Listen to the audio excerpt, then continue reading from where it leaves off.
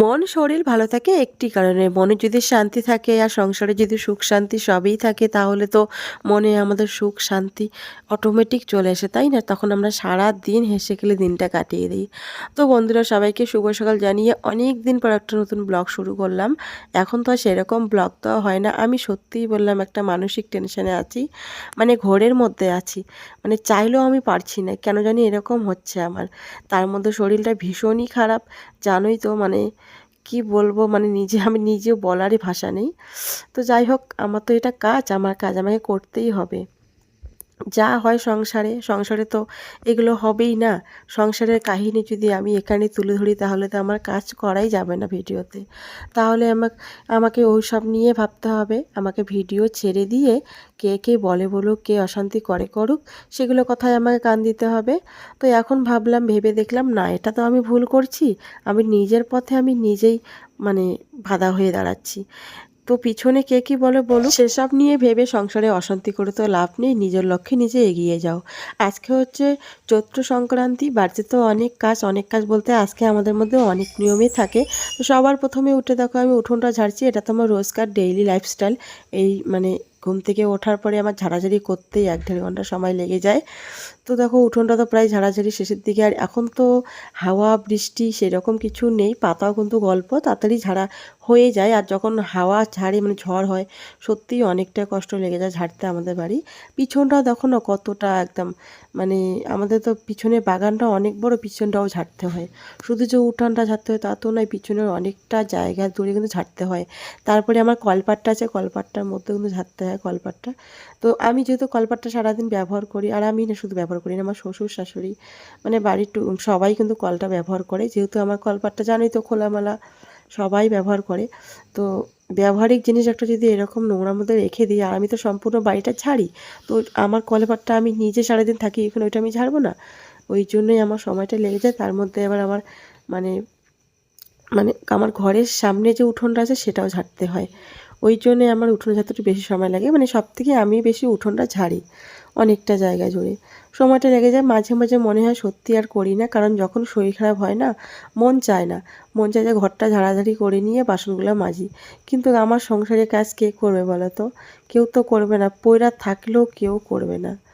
মানে এরকমই, মানে যখন থেকে আমি বিয়ে হয়ে এসেছি এরকমই দেখে এসেছি। এখানে কোনো কিছু কথা বললে হয়তো কারণ আমার নিন্দের চর্চা কী আছে বলো তো? এটা সত্যি সেটাই তো বলি, কারণ আমার তো কোনো তো বানিয়ে গুছিয়ে বলি না, যেটা সত্যি সেটাই বলি। আর আমি যে পুজো দিই না বা পুজোর কাজ করি না আমার সেটা কিন্তু আমি স্বীকার করি। আমাদের বাড়ির পুজোগুলো কিন্তু আমার শাশুড়িই দেয়। মানে এখনও তো ঠাকুর একটাই আছে, ও শাশুড়িমাই কিন্তু পুজো টুজো করে। আর যখন শাশুড়িমা বাড়িতে থাকে না তখন কিন্তু আমার বড় যা করে। স্নান করে এসেই দেখো সকালে কাজকর্মগুলো শেষ করলাম, বাসি কাজ করে শেষ করে নিয়েই স্নান করে এসে জল বিস্কুট নিয়েছি খাওয়ার জন্য। স্নান করে আজকে সকালে খাবো বিস্কুট। তার মধ্যে কালকে রাত্রে কলা নিয়ে এসেছে, কলা এমনিতে আবার নিঃশ্বাসে আমার মানে বন্ধ হয়ে যাচ্ছে, নাক টাক সবই।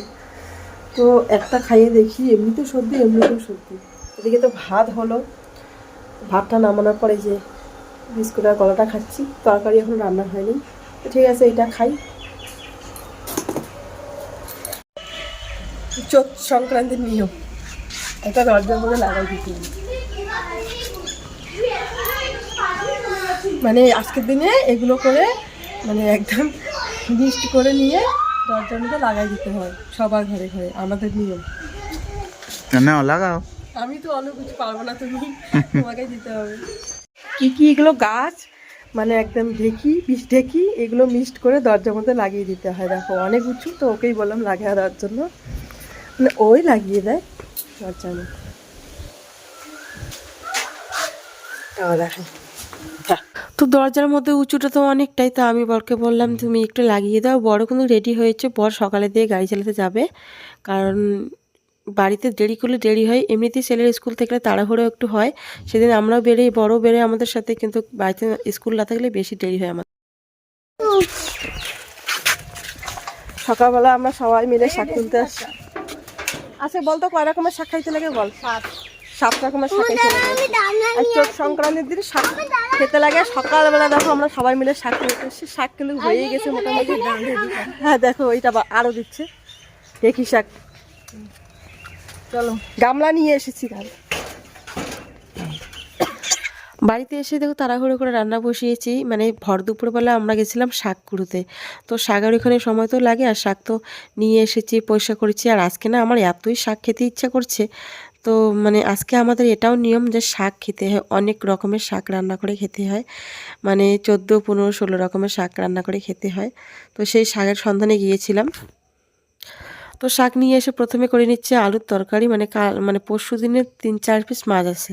তো কালকে তো নিরামিষ খেয়েছি নীলষষ্ঠী পুজোর জন্য, তো এর জন্য ওই মাছগুলো আজকে রান্না করব।